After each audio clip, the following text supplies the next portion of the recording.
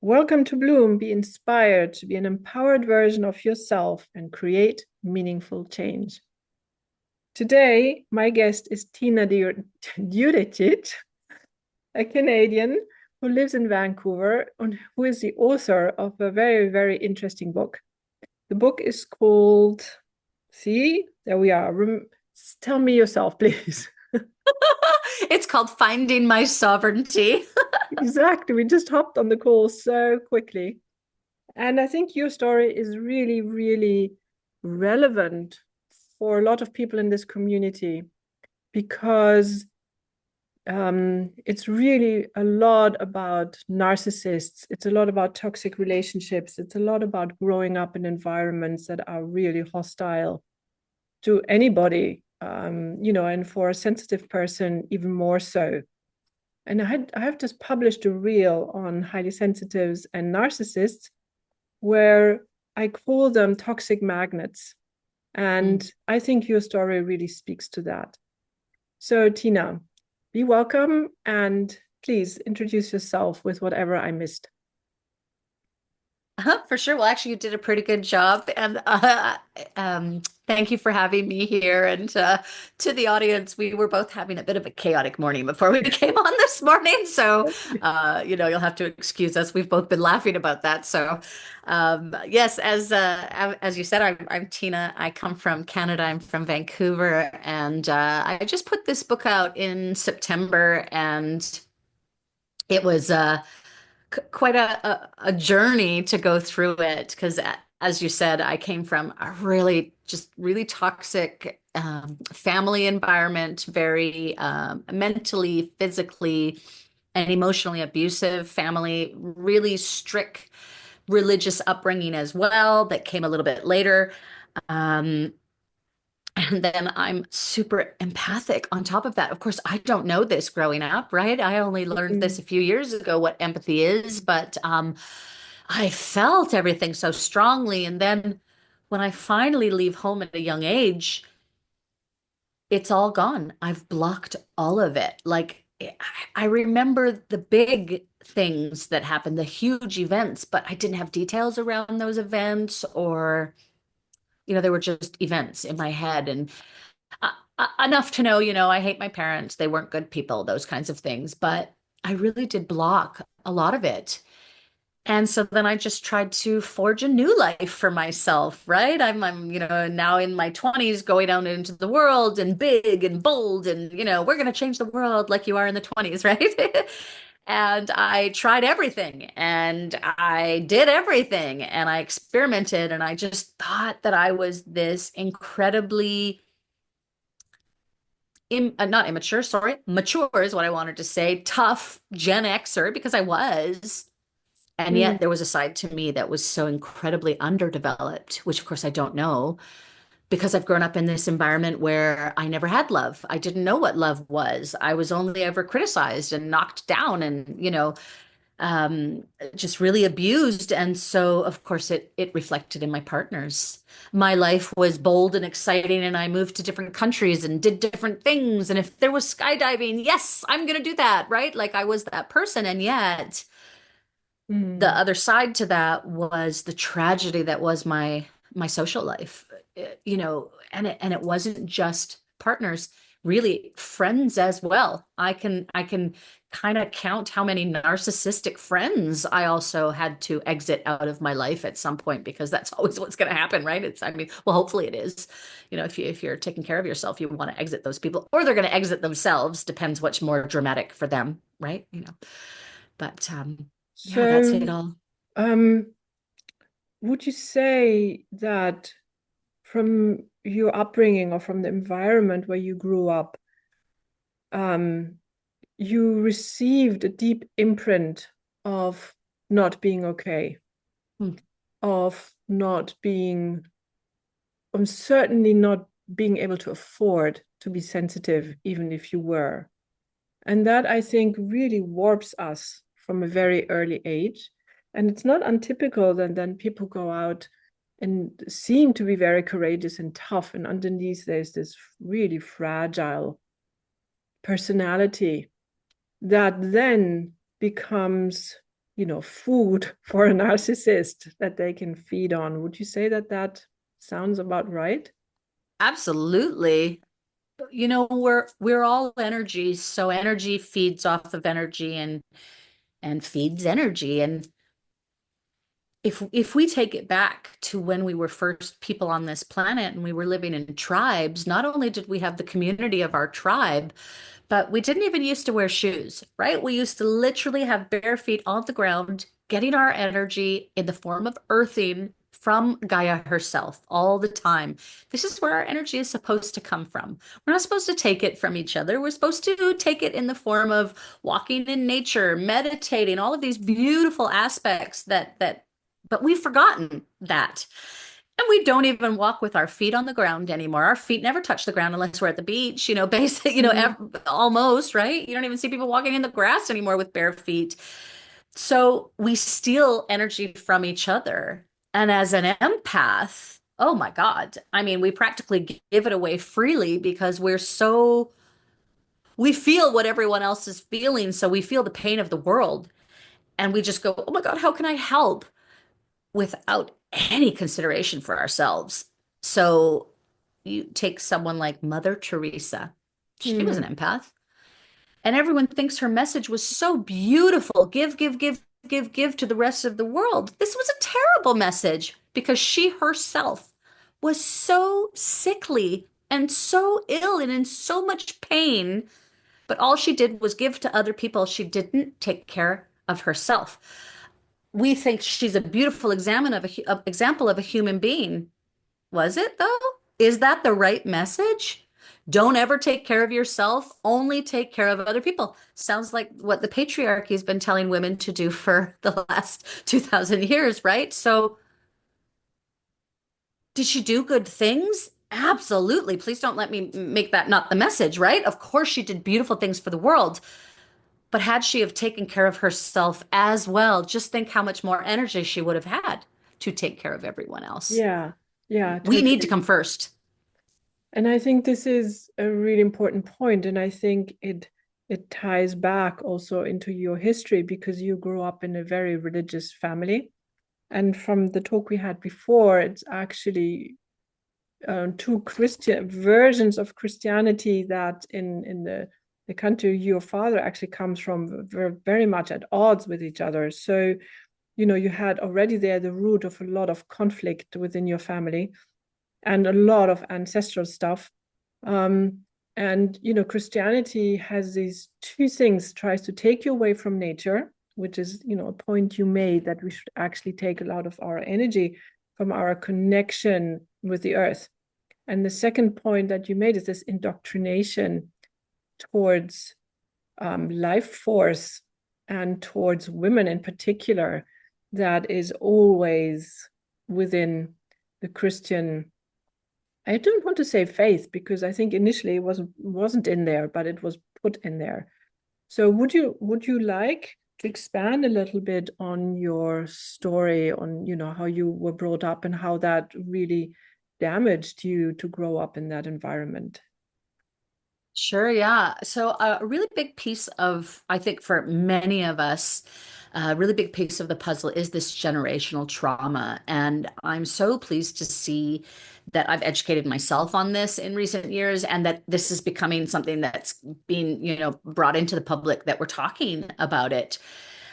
Because, you can generally take your trauma and bring it back several generations because generational trauma is very real. Broken people raise broken people. We cannot escape this law. The only way to fix that is to do your own healing. If you're not broken anymore, then you're not raising broken people anymore. Right, Broken people raise broken people, right? So we need to right. understand this very basic rule, and by healing ourselves, we heal our entire bloodline. That is also like, how beautiful is that? What a beautiful mission to have. So to then bring it back to where I wouldn't have understood this growing up, but of course, when I went back and started doing my own healing, one of the first things I did was learn about my parents. If I was needed to find the grace to forgive my parents, which I did, of course I needed to forgive them. We need to forgive.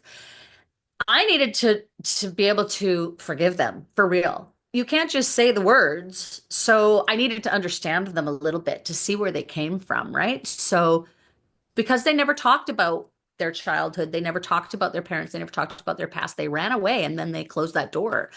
But it followed them, right? This is where it's following you. You can't just close the door. It's how it works. So my father comes from former Yugoslavia. He is from Montenegro, which makes him Orthodox. My mother is a French Canadian girl. And so my father was raised with already this severe hatred of Catholics, first of all. Croatians are Catholic. And then during World War II, you had the Mussolini move in and they were trying to impose Catholicism. We won't do a big history lesson, but it was basically a lot of this religious warfare. And so when my father's side of the family escaped Yugoslavia to come to Canada, as far as my 12 or 14, I'm not sure how old he was, somewhere in there between 12 and 14-year-old father was concerned. New life, new thing. He had his own problems. He didn't speak the language. He's in public school, right? He's got his own issues. Right. But the parents brought this hatred with them, this anger, right? And it was imposed every day. So fast forward, my father starts dating a Catholic woman. This does not go over well with the family. They called her a whore and they tried to make her go away. And it was her first boyfriend. Like, she was pretty immature, if you could say. I don't want to say immature, inexperienced. Hmm. That's the word. So, anyways, they end up getting married because they get pregnant, as you do, and both of their parents disown them. So they're starting a life together with zero support, nothing but their parents who hate each other. My parents were married for 45 years, and my grandmother never ever gave my father a name. It was always that foreigner, right? Like she would call my mom every year on her anniversary and say, I have lots of money. I'll be happy to give it to you if you're ready to divorce that foreigner. Can you Amazing. imagine? That is so Who does amazing. that? Who does that, right? Well, a So was my mother a severely damaged person. really damaged person? So yes, my mother was bipolar, but so was her mother. And Mm. that's obvious by this kind of horrific. This is what I know about her, this kind of thing. Because again, they never really talked about them. I know this one thing about her that she called every year and made this threat and was just this really nasty person. And she only came into that money because her husband died. So it was a life insurance thing. My mother did not grow up with money, nor did my father, because you talked about that poverty mindset Hmm. before. And yes, boy, that is hard to shake. Man, that is hard to shake, that poverty mindset. But we grew up with nothing, not even family. So my parents didn't go to church at all when we were little. That was their compromise. My father was religious by birth, anyways, but wasn't really religious. He didn't go to Hmm. church except for funerals and weddings, whereas my mother was Catholic. She went to a Catholic school. She was really Catholic. So she actually struggled. And when they got pregnant, she went to a Catholic priest and said, I don't know what to do. I'm pregnant. Obviously, it's out of wedlock. He wants to marry me, but he's not a Catholic. Not I good. don't know what to do. Mhm. Yeah. And the priest in 1970, actually said to her, does this man love you? Yes. Does he love God? Yes. Who cares what religion he is? If he loves you and he loves God and he wants to do the right thing, marry this man. Oh my God, can you imagine? In the 70s, priests didn't talk like that, right? Not a lot It of was them. I know very, some of them bad. yeah, not a lot. Yeah. Mhm. But all of this, even though we don't understand this as a child, this is still hanging over the family. This is still an energy that exists in our home. Racism, religious war, right? Yeah, all of this. So now when I'm 10 years old, they become fanatically born again Christians. Oh my. Neither of their, religious upbringing history, they go in a completely different direction. And it started because they would come and knock on the door. The church people would come Mm. every Saturday and knock on the door and try and get people to come to church. Now, they were very clever. They would start with the children. right? Let your children go to Sunday school. We're going to come in these big yellow school buses. They had like a fleet of like 10 of them. They would go all across the lower mainland of Vancouver here. They would pick up the children, bring them to Sunday school, bring them back home. Why wouldn't the parents do this? They had some peace and quiet on a Sunday morning. And Mhm. then for my parents, it was like, oh, you know what? It's not Catholic and it's not Orthodox. Yeah, send the kids to church, right? There's no argument here about religion. It's neither of our religions. By this time, they hadn't gone to church in 10 years anyways. So, it's not like they were religious, but we went to that Sunday school for 2 years before my parents ever decided to come to see the Easter play. And they were converted right there on the spot. And then they became really fanatical Christians. I mean, really fanatical. Pulled us out of public school, quit his job that he loved, my father, because he served alcohol. So he wasn't allowed to do that anymore. Um, we got rid of our television. We weren't allowed to listen to music. We weren't allowed to wear any clothes that weren't skirts, as women, of course. They had to be long. Like we really did we weren't allowed to cut our hair. So, but we weren't even allowed to cut it. I mean, to get the dead ends out. So it was just years of gross hair. Like we looked like freaks when we walked down the street. People would whisper and point, and this became our life. We were isolated from the rest of the world. And then when you take that kind of religious dogma and you hand that over to narcissists, well, you've just given them the power of God now to do what they want to do with their children and to know that they're right, that God's on their side. Yes, I think that is, in my experience anyway, this thing about fanaticism, whichever religion or thought form, is this: God is with me, or I am right, to the exclusion of anything else. And to me, that always points to people that need a spine. They need a system. They need something that they find orientation in order to survive, basically. And God is always a really good excuse because Mm. God is almighty, and all the rest of it. So who can contest that one? But to me, what you're talking about is almost as if that fanaticism of your grandparents on both sides suddenly popped up again and had room to breathe. And both of your parents returned to what they knew before. And that is that, in French, you would say corset, that strict corset, I think you say in English, of rules, which makes you acceptable and okay. But for you children, it was a disaster because the world around you thought you were freaks, right? Mm-hmm. So let's stay there for a moment. This thing that happens to us, where then we go out in the world and we're happy for anybody telling us you're okay, or I like you, or I might like you. And I think that's the segue into those toxic relationships you had, that we are for any morsel of love and attention and awareness, we will do anything, right? Absolutely. Because we've been taught that that's the only way to get it, right? Because it's not handed out. It was never handed out in my home. I don't ever remember hearing I love you, or even I like you, or even I wanted you, or I'm happy you're here.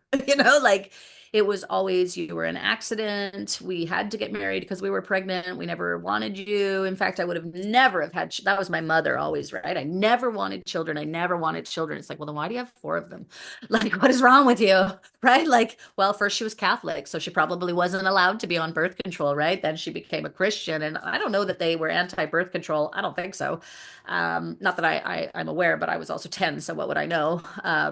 But yeah, the rules, it's not even just that we became church freaks. That was our public humiliation, right? But even being in the home, the rules are so unrealistic that you're setting them up to fail. And that was the game for my Mm, mother. She mm. wants to punish. So now she just has all of these built-in beautiful things that she can use to punish. And when we got older and it wasn't as easy for her to punish because we're getting bigger now, the game became, oh, what's really fun for me is to watch him punish you. And that Oh. became the game. So, because then she didn't just get to manipulate the children, she got to manipulate her husband, who Mm. loved her blindly. My father loved her blindly, blindly. It was only on his deathbed that he realized, oh my God, she never loved me. And I destroyed my family. The realization was there at the end, which was really sad. Which is, yeah, that is very, very sad indeed. Yeah, because it's way too late. Yeah. Yeah. Yeah. Yeah. So this you have this interesting thing about HSPs and narcissists, and you use that word punishment, but you can call it gaslighting, you can call it any kinds of more modern names, but essentially it is sort of luring somebody in that has this deep fear of rejection and luring them in with nice words or whatever else, and then the manipulation starts, and what comes after that is the punishment. And then when there's nothing left of you, they say, well, thank you, that was it. Right? Was that your I'm not sure there's a experience? thank you.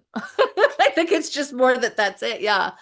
Well, and also it can go either way, right? Like your narcissist is either going to play the power card or they're going to play the poor me card or both, right? Bipolar's real good at both. Play both of those. I dated someone who was the quintessential poor me. So you were always feeding them energy. So some of them are violently taking it from you, and others of them are stealing it from you with the complete opposite by going inwards. By You being, walk into hmm? by being a more of a poor me, right? Like feel sorry for me. So they take your energy that way. But either way, they're stripping you of your energy. That is the game. Narcissists are broken people too, right? So there's two ways that they're gonna either get at you. They're either gonna do the love bombing, which is what you said. So if I take myself as an example again, the very first person I fell in love with as a young woman, I was still only 18, 19 probably, but the first person I fell in love with didn't love me back. And we were such good friends. And I spent 2 years pining over this man, so in love with him. Well, this isn't shocking, is it? My parents didn't love me. He Hmm. was even a Serbian, for the love of God. It was even obvious to me that I was like pining after my own father. It was obvious even at that time. So then I was like, yeah, I'm never doing that again. Never. So then the next one was so opposite, but I'm also now like 28 years old. I've never had a boyfriend. Nobody's ever loved me or shown any affection at all to me. And now all of a sudden, I have someone who's just like, French, by the way, Mon Uh-huh. chéri, you are the most Hmm. beautiful woman I have ever seen in my life. My God, for a Well, that person worked. like That me, always works. good Lord. Are Yeah. you? And he never stopped. It was so this is the love bombing, right?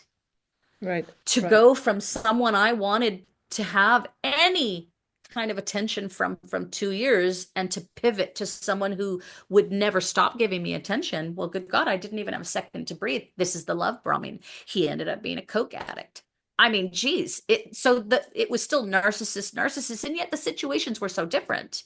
From the outside, it looked different. Right. Yes. Yes. But the So then you mechanism. go, I'm never going to do that again. Mm.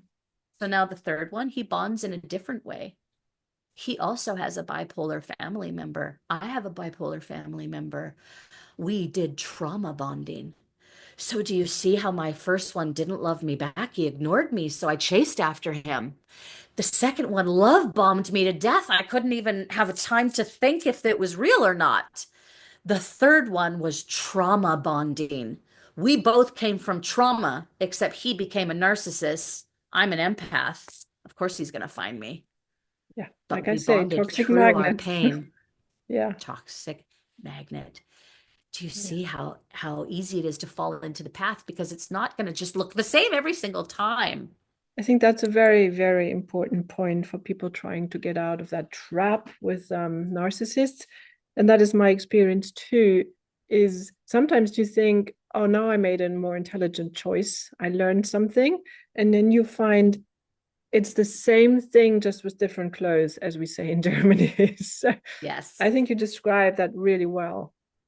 So you told me that at a certain point you went to see a channeler and she really helped you to, well, from what I understood, to step out of that pattern. Or would you say she helped you understand the pattern? Would you just describe that a little bit for us? Absolutely. So when that third partner and I, and so this was, of course, only 4 years ago, or maybe 5 years ago now, so more recently, um, when this partner, when he started to really criticize me, like really, like it couldn't stop anymore. He couldn't help himself. That's when I really started to go, this is so familiar. And your warning bells are going off, but you don't know why. So Mm, in the end, this partner is bipolar. That is what the bottom line is. So I'm literally now dating my mother. Of course I am, because this is also, right? You're gonna keep dating your parents until you heal. This is another rule that it just is.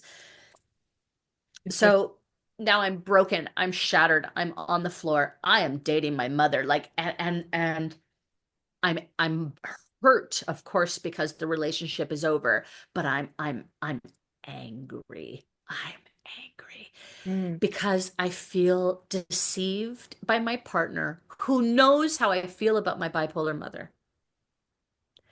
Oh, the deception to know that you're bipolar too. That was really something. And to tell me that you have PTSD so that when you behave badly, I am making excuses for you mm, because it falls in and fits in with the PTSD. It's when that hypercriticism began that I went, I don't think this is PTSD. This feels familiar. And that's when I really, started to put it all together. interesting. Hmm. Right? So, because this is the gaslighting, right? This is it was so smart to tell me because he's a fireman. He had every reason to have PTSD. And maybe he has a little to go with the bipolar. I'm going to give him that for sure Hmm. because that is a realistic. So, but when it all comes to a head, again, I'm angry at him. I'm angry at myself.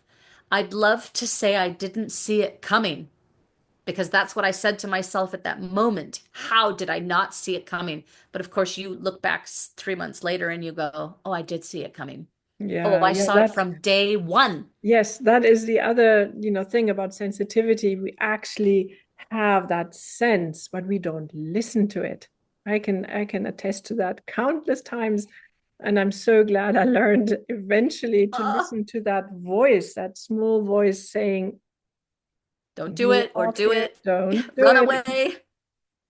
You know what? I literally 2 weeks after we started dating, fell down and busted my hip. And for 2 years while we dated, I could barely walk.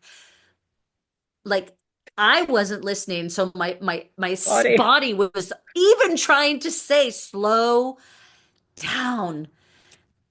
We don't listen. Man, I listen now. Now that I understand to listen, because to be fair to ourselves, we don't even understand that our body's trying to tell us that. I don't correlate that I hurt my hip because I started dating this. I do now, but I certainly didn't at the time, right? So once we understand how our body and our mind and our spirit even speaks to us, gosh, this is the first part, isn't it? How can you move forward if you don't even know what you're dealing with? So once we know this, now we have no excuse not to listen. So our intuition is really so strong. We've just been away from it again for so long, we just don't listen. So, but when him and I broke up, I mean, my spirit was knocking on the door, right? It was like, no, this is it. I need you to wake up. I need you to wake up right now. So Hmm. it wasn't going to be, it knocked on the door a couple times with my first partners. It wasn't knocking anymore now. It was blowing the house down to say, no, I need you to listen. So of course now I'm stuck in this house with him for 3 months until I find my own place to live. I have nowhere to go. So I'm just being tortured for 3 months. It was just, oh my God, it was the longest 3 months of my life. And I just shut down completely because I know that if I even shed one tear, I'm gonna just lose control. So I needed to just shut down emotionally. So I did. I barely survived, but I start having nightmares about my own childhood. My forgotten Hmm. and blocked childhood starts to become unleashed because, of course, spirit wanted me to see the correlation and to go back and heal it, of course. I'm dealing with the present and the past. Like I'm just in a nightmare for 3 months. When I finally move out and I can breathe, I seek help and I go to a channeler. And I find her by just asking a girlfriend that goes to a lot of these different types of retreats and things like that. And I just said, I need someone, I need help. And she walked me through my past lives, first of all, just to get some of that healing done and out of the way. Then she walked me through my childhood a little bit to show me some big picture items where spirit was trying to intervene. And what I love that she did so much, and I've said this before, is that she walked me through my parents' trauma. That was huge for me to understand the generational trauma was really, really a huge piece of the pie. And I didn't just, for the first time in my life, I didn't just think, yeah, okay, this happened to my parents as well, but I see them as parents, you see. When I pictured them as a 5-year-old girl being beaten by her own mother, that's the visual you need. You need to see them as the child. If Yeah. you only see them as the adult, it's just, yeah, okay, they were beaten too. You don't see it. But when I saw them as the child, that's when I just went, oh my God, they didn't stand a chance. Is this where the forgiveness comes in? Yeah. Path of There were, forgiveness, I should say, because it's not a thing of 5 minutes, obviously. no, yeah, yeah. There was a couple things that gave me the grace to forgive. One was understanding how karma works. Mm-hmm. If it's been done to you, you've done it. That's it. If it's been done to you, you've done it. So we need to forgive each other because next lifetime it's going to be the opposite way. So one person forget, that's how karma is. So it gives us a little bit of more understanding. Also, understanding our soul's mission when we come down here, or not our mission, but before we come down here, our soul is making a recipe of who we are and creating with our soul family who we are. So to understand again how karma works, that I might be the mother, the daughter in this lifetime, but I could be the mother in the next one, and we're going to switch roles, and I could be the one who does it to her. Mm-hmm. So then where do I turn around and say, no, I'm not going to forgive you? So it's understanding the generational trauma for me was a big piece, but understanding how karma works was massive. I'd say it was bigger for me to be able to forgive, to also understand that I chose this, my soul chose this. Boy, that was a big one because the first person I had to forgive was myself Yes. for Yes, choosing these mhm. really difficult lessons in the first place because I Mm. did choose them. My soul chose them. So again, how can I not forgive the lessons I chose? Add on top of that, that I might say to my favorite soul member family up there when we're planning my life, hey, I'm going to need someone to betray me in a big, ugly, nasty way so that I learn this lesson and clear this karma. I trust you, so I'm asking you to be that person. Well, we get down here, the veil is put down. We don't remember any of this. So we just go around life doing this. And then we go, I refuse to forgive that person. Your soul is actually best friends with that person. I mean, I don't know that we have best friends, but do you know what I'm saying? Up Yeah, there or wherever we go. And we asked them to be our betrayer because how much we trust that person. So how do we turn around and not forgive them? So all of that knowledge, and it that's took it. me a minute to understand all that, Yeah, that's is a what gave biggie. me the grace to forgive. It's a lot. It's not a 5-minute conversation, it's No, it definitely isn't. I can follow you in that one. Um, so you've written this wonderful book to help others understand and you've made it your mission to educate other people on the experiences you've had, on the relationship with narcissists or on ancestral trauma, and also on how to step out of it and find your sovereignty. And I've also heard that you now are about to publish a workbook. Do you want to talk a little bit about that so that absolutely. people can find you and know how to find support from you? You bet. The memoir for me was it was difficult. Of course, it was difficult. I had to relive all those experiences and remember them because I had forgotten so many of them. I really had to go in and do that. But I found healing through that. And that was such a beautiful thing for me. And that was actually the whole purpose. This channeler said, we want you to write this book. And while you're writing it, you're going to heal. And then COVID hit and I lose my job and I have nothing to do for 2 years. I have no money coming in. So I learned a lot of things in those days. I learned faith. Boy, let me tell you, I learned to have faith that I would not be kicked out of my home, that I would not starve. And man, Spirit took care of me. And I have so much faith now. It's crazy. Um, I learned yoga and meditation so that I would, be able to be grounded. And I learned to heal because now all this stuff is flying at me. I'm in my home isolated. I have no one to turn to. I have no idea what to do with all of this information. And I honestly had to pretty much almost by myself learn how to heal. So I turned to YouTube for the first time in my life, had no idea what I was doing. And I was just like, I need help. And the right person would be there telling me about childhood and chakras and the root chakra and how to heal. So I tried everything and I took notes because she said to me, you're going to find healing when you write the book. But if you're going through this experience, other people are too. And they're going to find, they're going to relate to your story. And, maybe you're going to bring healing to others as well. So she said to me, take notes on how you heal because you will follow this up one day with a workbook. So thank God I listened to her. So for Mm-hmm. 4 years, the next 4 years, I did that because I didn't know what I was doing. And because I was so broke. So it's not like I could just call my channeler again. I couldn't afford to pay her for another session. I had one session with her. Um, where she gives me this mandate to heal and write a book and then sends me out into the world. Right? So it was like, oh God, now what? Right? Like literally. Yeah, totally. Yeah. I'm like, oh God, now what?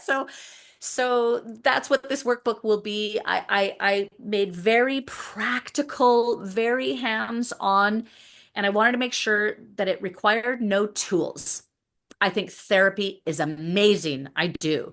I think Reiki and somatic practices are amazing. I don't think everyone can afford them. And I think Yeah. it shies them away from healing Yeah. because they're broke. And I always felt like healing was for rich people because I couldn't afford therapy my entire life. Yeah. And so that was really important to me that my workbook if you have a pen, you're good to go. And if you don't even have a pen, you can just say the words out loud instead of writing them out down. I wanted to make sure people knew that they did not need to have money to go heal. You don't. It can all be done for free. You only need a willingness. And the minute you choose that you want to heal, the work has already begun because your soul is going to take over and go, thank God you're finally ready. And it's going to direct you, You right? Because it's finally just waiting listening. for you to make this choice. Yeah. Oh, I love that. I love that. And I think it's really important because I think there's so many people out there. I mean, I'm a therapist myself, but I know how many times people actually need help, but they can't afford it. And I can't always say, I'm going to do it for free for everybody. So it's also a terrible situation for a therapist because sometimes I have to turn away people just simply because I don't have time or because, like I said, there are only so many people that I can change my fee for. And then they ask me, You what is have to survive insurance too, paying for right? it? Is the insurance paying for it? And it's not in Germany. And so, all these people that are really, really desperate that, if they can find the help you provide and, and follow your template, basically, because that's what you're doing, you're offering a different path, then I think that is just a wonderful gift to bring to the world. And Thank I you. would, were you, For me, it feels like the biggest gift I could give to the world because when it happened to me, it was the biggest gift I could have ever been given. Healing is the biggest gift I gave myself for sure. yeah, and because you did it that way, you can now teach and educate and be a lighthouse for other people. So I would like to ask you the last question I always ask is there something I did not ask you that you think is important in this context of your being a lighthouse? So this is your opportunity to add something. Ooh. Well, I think we did a pretty good job of covering. I guess really I just want to say to anyone out there that's thinking, is this me? Do I need healing? Because again, we always kind of go, my life's pretty good. Even me growing up, I would never have called myself a narcissistic abuse survivor of any of those things because I always felt like there were so many people that had it worse than I did. Of course, I blocked so much of it that, that was easy to say that as well. But yeah, my parents beat me, but I survived and I'm stronger because of it. Oh my God, this is another terrible thing that we say to people. You're so strong. Your pain only made you stronger. Your pain didn't make you stronger. This is my last message to you. It didn't. It put you in a state of hyper vigilance so that you can never relax. You are always walking on eggshells. You are always waiting for the other shoe to drop. You never even have a clue what it feels like to be completely grounded and relaxed. You are not strong.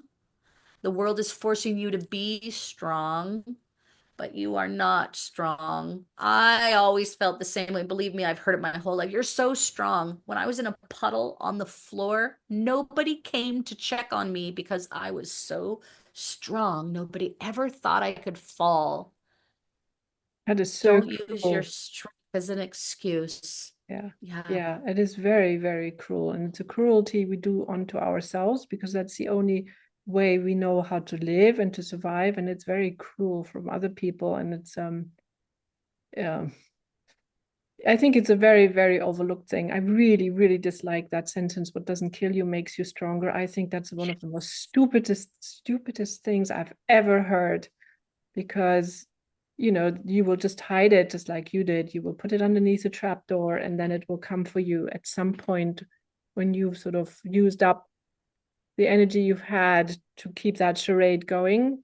It will all come and exactly. pop It's out. a mask, Yeah. right? You either live in your victimhood and you play the victim card your whole life. Well, nobody wants to listen to that either. Or I'm so strong. Neither one of these are good. No, find healing, do the work. It's not as scary as it feels like. Everything feels monumental and scary when we first get started. So don't think about the whole mountain. Think about one pebble at a time. One pebble at a time. You take one pebble and move it over here. The first thing you want to do is break and shatter. Breaking isn't a bad thing. Breaking is when we leave a crack so that the light can come in into the darkness, right? You walk into a dark room, you hit the light switch, boom, there's no more darkness. That's what healing does. And it's beautiful. And don't ever let anyone ever tell you that you don't deserve it or that it's too late or that it's a bunch of cockamamie bullshit. It's not. It is not. And I am a grounded, happy. Is my life perfect? Of course not. It's still life. We're still here humaning, right? We still have to human while we come down here. But man, I am 1,000 times different than who I used to be. And now when I'm triggered by outside sources, I know how to deal with it as well. I'm not reacting because I'm not in survival mode anymore. We react when we're in survival mode. All we're not in control of our lives because all of our energy is reacting. Yeah. So I have moved from reacting to creating. I am the creator in my life. Now I create my reality. So anyone can do, if I can do it, anyone can do it. And the irony is that now I'm not in a poverty mindset because when we remove all of these obstacles that tell us that we have to remain poor anyways, now I have no poverty mindset. I can afford to go out and do all the modalities I want. I want to have Reiki, you bet. I want to have channeling, you bet. I want to talk to a therapist because I think therapy is really good for you, you bet. There's the irony, right? So when we're in our pain, when we need it the most, when we think we can't afford it, but it's part of our trap. Yeah. Yeah. Yes, you said so many wonderful things, and I really hope that whoever listens to this comes out inspired and confident that healing is possible, and with a bit more understanding of what this toxic relationship between narcissists and HSPs is, and that we have a choice, That is always so important to me. The moment we understand that we have a choice, we made the first step towards ourselves and towards our healing and towards a different life. So thank you very much, Tina, for this. I enjoyed this thoroughly, even though the subject was not But that. you know what? You see how we can talk about this subject with a smile on our face. You Yeah. know that we're both speaking from a place of healing. Yes, yes. From that we've both been on a hard path and we've both healed, so we can talk about that with a smile on our face and the confidence that it is possible. Yes. Yes. Yes. So thank you very much, Tina. And yes, I'm sure we'll talk again. Thank you for having me.